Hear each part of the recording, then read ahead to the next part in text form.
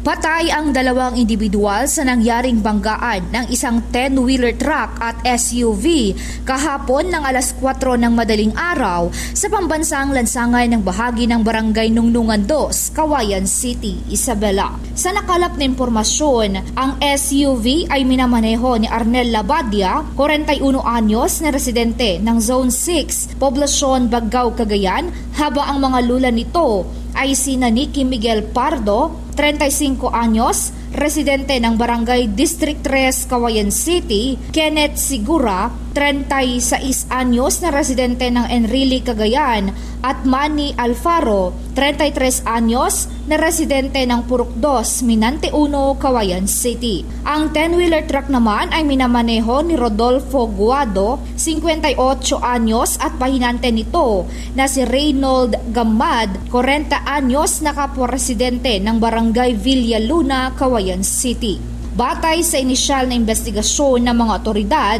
binabaybay ng 10-wheeler truck ang silangang direksyon patungong Etiague, Isabela upang mag-deliver ng kamoteng kahoy, habang ang SUV naman ay binabaybay ang kasalungat na direksyon. Sa naging panayam kay Reynold Gamad, pahimante ng truck, sinabi niya na napansin na umano nila na paggiwang-giwang ang SUV at biglaan niya itong umagaw ng linya na nagresulta upang tumama ito sa kanang bahagi ng 10-wheeler.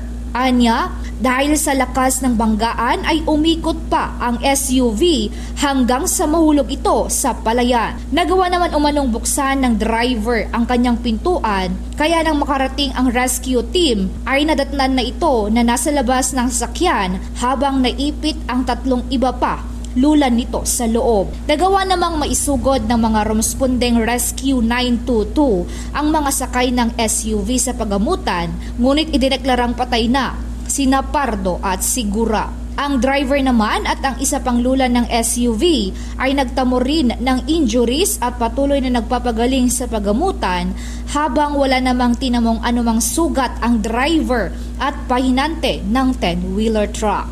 Mula dito sa Ilagan, Isabela, Jerdel Inere para sa Radyo Alternatibo Balita Nationwide.